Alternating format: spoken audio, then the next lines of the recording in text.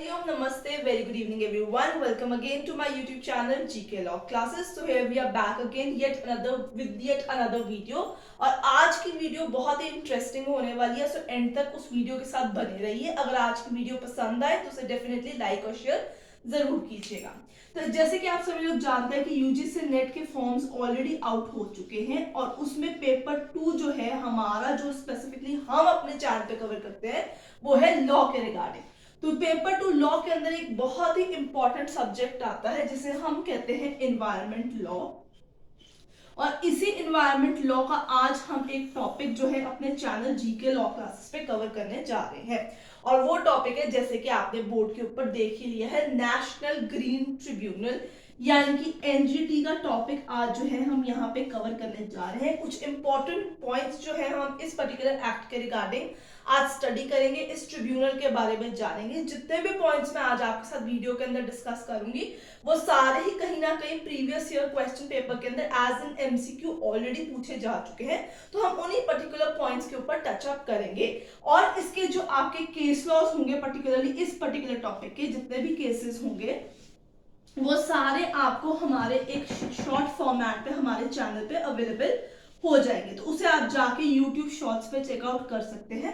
वहां पे case laws आपको इस पर्टिकुलर टॉपिक के मिल जाएंगे। इसकी पूरी वीडियो यहीं पे मिलेगी, तो वीडियो को डेफिनेटली चेकआउट जरूर कीजिएगा। ये ना आप सिर्फ केस लॉज देख लें और इसको, ये जो पर्टिकुलर टॉपिक की वीडियो है उसको आप जो है छोड़ ही दें।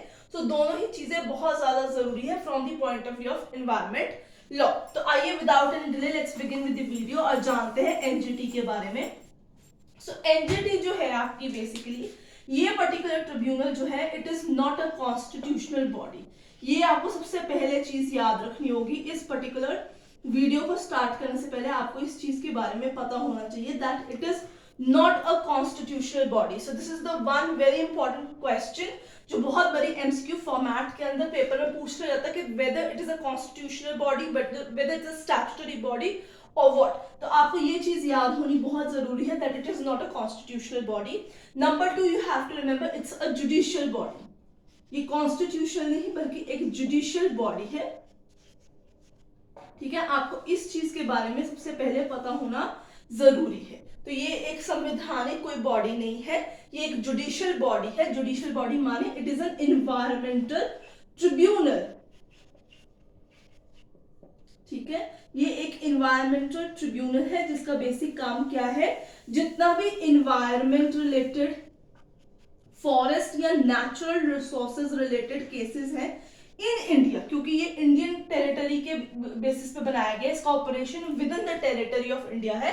तो आपको याद रखना होगा all the cases related to environment, forest and natural resources, इनकी जो प्रोटेक्शन के केसेस होते हैं, ये सारे केसेस को डील करना, एक्सपेडिशियसली सॉल्व करना, इन सब चीजों का जितना भी मैटर है, deals in solving the matters of this particular topics, ये सारा काम कौन करता है, एनजीटी करता है। तो जब भी इन्वायरमेंट रिलेटेड कोई भी हमारी प्रॉब्लम होती है, बहुत पोल्यूशन से अगर वो चीज खराब कर दी जाती है, तो केस कहाँ पे फाइल किया जाता है, it is filed before this particular environmental tribunal in India which is popularly known as the National Green Tribunal. जो अपने जजमेंट्स पास करते हैं, जो अपने रूल्स एंड रेगुलेशंस पास करते हैं, जिनका मेन काम होता है कि इन्वायरमेंट की प्रोटेक्शन की जाए। जिन्होंने इन्वायरमेंट के साथ गलत किया है, उसको हार्म करने की कोशिश की है, उनको जो है उनके अगेंस्ट जो है केस फाइल करके उनसे कंपनसेशन दिलवाई जाए टू ऑल द पीपल जिन्होंने केस फाइल किया, ताकि वो पर्टिकुलर एरिया को वो दोबारा उन पैसों से प्रोटेक्ट कर सके। So this is one thing which is very important. ठीक है, यही इसका मेन ऑब्जेक्टिव है। It is an environmental tribunal, judicial आपकी बॉडी है। Now let me tell you one very another important thing कि वर्ल्ड के अंदर,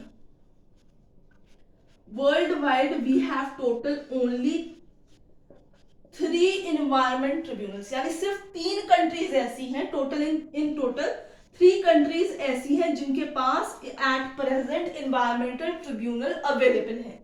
कौन सी कंट्रीज हैं जिनके पास एनवायरमेंटल ट्रिब्यूनल है? एक तो अपनी इंडिया होगी, दूसरी आपके पास है न्यूजीलैंड, और तीसरी कंट्री आपके पास है ऑस्ट्रेलिया।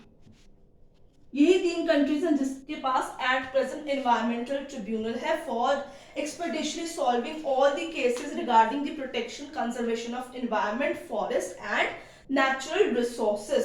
तो ये चीज आपको जाननी बहुत ज्यादा जरूरी है। आइए आगे चलते हैं। Now these are the 3 important points, इसको आप पेन डाउन कर लीजिए। इसके अलावा कौन सी कंट्रीज के अंदर एनवायरमेंट ट्रिब्यूनल है, ये भी एक इंपॉर्टेंट पॉइंट है जो आपको यहाँ पे पेन डाउन करना होगा in regard to your NGT. आगे चलते हैं और देखते हैं, ठीक है, ये कौन से एक्ट के नीचे बनाया गया है। तो इसका एक्ट पर्टिकुलरली है the National Green tribunal act of 2010। ये एक्ट के तहत इस ट्रिब्यूनल का गठन किया गया है, बनाया गया है इस ट्रिब्यूनल को। ये आपको चीज याद रखनी होगी। अगेन डेट ऑफ एस्टैब्लिशमेंट जो है, किस दिन इस ट्रिब्यूनल की एस्टैब्लिशमेंट की गई है, ये भी एक अपने आप में बहुत ही इंपॉर्टेंट क्वेश्चन है। It is 18th of October 2010। ये चीज आपको याद रखनी होगी। ये जो एस्टैब्लिशमेंट की डेट है, ये आपकी section number 3 of the act में पर्टिकुलरली एक्सप्लेन की गई है। ये चीज आपको जाननी होगी। कहां से हमने इस एक्ट का सोर्स जो है वो ड्राइव किया है, सोर्स ड्राइव, ठीक है। सो कहां से हमें बेसिकली प्रेरणा मिली है या कहां से हमें वो पावर मिली है to establish this kind of environmental tribunal is article number 21 of Indian constitution. हम इंडिया के बारे में ही बात कर रहे हैं,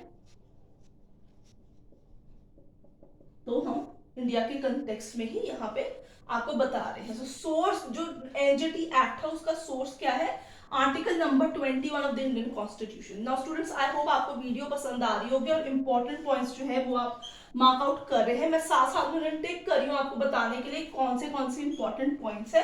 आप उसको सीरीज बाय सीरीज वैसे ही पेन डाउन करते रहिए। Now let me tell you, कुछ लोग मुझसे पूछते हैं कि हम कॉन्स्टिट्यूशन ऑफ इंडिया लिखे कि इंडियन कॉन्स्टिट्यूशन लिखे कि कॉन्स्टिट्यूशन लिखे। आप किसी भी तरीके से लिखिए। When you are writing in the country, वो सब कुछ सबको यही पता चलेगा कि आप इंडियन कॉन्स्टिट्यूशन के बारे में ही बात कर रहे हैं।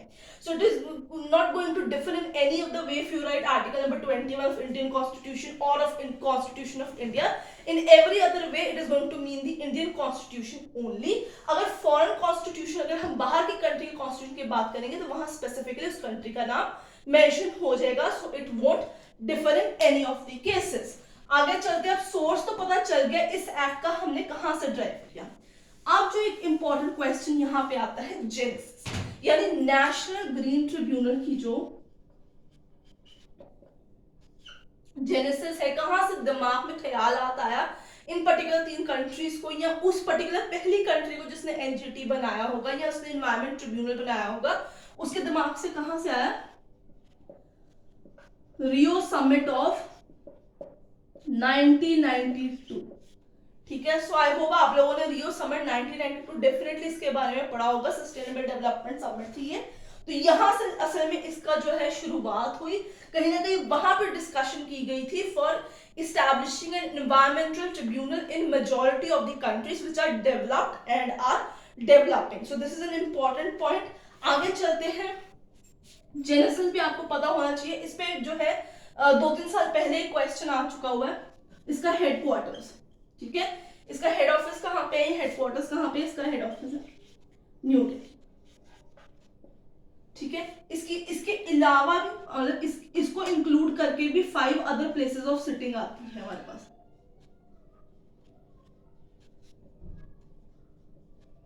ठीक है। दिल्ली को मिला के जो है ये टोटल 5 सिटिंग्स बनती है जो अलग अलग जोन्स में डिवाइड की है। न्यू दिल्ली जो है वो नॉर्थ का एरिया जो है वो कवर करता है, जहां पे आता है प्लेस ऑफ सिटी में भोपाल, पुणे, कलकत्ता और चेन्नई भी न्यू दिल्ली के साथ ही शामिल है, जहां पे इनकी एक ब्रांच जो है वहां पे है और आप पर्टिकुलर एरिया में जाके केस फाइल कर सकते हैं। अब मैं आप लोगों को बता दूं अगला पॉइंट जहां चलते हैं।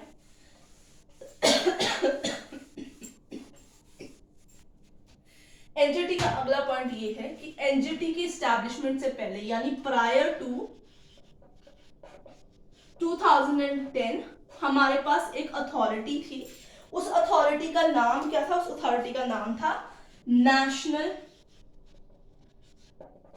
ENV। जहां पे भी आप ENV मेरे वीडियो में देखेंगे उसका मतलब है एनवायरमेंट की बात की है, नेशनल एनवायरमेंट एपिलेट अथॉरिटी। 2010 से पहले ये अथॉरिटी जो थी एनजीटी का काम करती थी। जितने भी conservation protection of environment related cases थे उनकी डीलिंग ये अथॉरिटी करती थी। तो इस अथॉरिटी को रिप्लेस कर दिया था आगे चल के आपकी एनजीटी ने। इस चीज को आपको याद रखना होगा। So this has been replaced by NGT. So this is again an important question. Let's come on to another point, that is composition. The composition here comprises of whom? So जितने भी यहाँ पे आपकी अपॉइंटमेंट होंगी under NGT वो सारी की सारी सेंट्रल गवर्नमेंट अपॉइंट करते हैं। तो सबसे पहले एक होता है चेयरपर्सन। इस टाइम पे जस्टिस प्रकाश श्रीवास्तव यहाँ के चेयरपर्सन है। कुछ जुडिशियल मेंबर्स और कुछ एक्सपर्ट मेंबर्स जो इन्वायरमेंट रिलेटेड मैटर्स के ऊपर अच्छा तरीके से जानकारी रखते हैं। मिनिमम मेंबर्स हो सकते हैं 10, मैक्सिमम 20 से ज्यादा मेंबर्स किसी भी हालात के अंदर नहीं होते। The chairperson has to be the retired judge of Supreme Court or any of the High Court, or even the CJI could be here in the position if he is retired. So this is very important thing. 5 years की term होती है इनकी और 65 years of age, whatever you can say, कोई reappointment नहीं होता। Decision इसका binding होता है। In case now the decision is like आपको डिसीजन पसंद नहीं आया तो अपील करने का राइट भी होता है। ठीक है, सो डिसीजन इज बाइंडिंग। ठीक है, अपील कहां पे की जा सकती है इस डिसीजन के अंदर? In case you are not satisfied, अगर सेटिस्फाइड हो तो डिसीजन इज बाइंडिंग। अपील होती है to the Supreme Court of India within 90 days. 90 दिन के अंदर, जिस दिन एनजीटी का डिसीजन आया उसके 90 दिनों के अंदर आप सुप्रीम कोर्ट में डिसीजन दे सकते हो। प्रिंसिपल्स की बात करें किस पे चलते हैं तो they run on the principles of natural justice, polluter पे प्रिंसिपल और सस्टेनेबल डेवलपमेंट। इन प्रिंसिपल्स के ऊपर ये जो है अथॉरिटी रन करती है। सो स्टूडेंट्स, आई होप आपको आज की वीडियो जो है वो हमारी पसंद आई होगी। अगर पसंद आई है तो लाइक शेयर कर दीजिए और चैनल को डेफिनेटली सब्सक्राइब कीजिएगा। इसके जितने भी केस लॉस होंगे वो सारे मैं आपको शॉर्ट्स के अंदर यानी शॉर्ट फॉर्मेट के अंदर अपने चैनल पे अवेलेबल करा दूंगी। सो ज्यादा से ज्यादा इस वीडियो को लाइक कीजिए, शेयर कीजिए और हमारे चैनल को सब्सक्राइब करना भूलिएगा मत।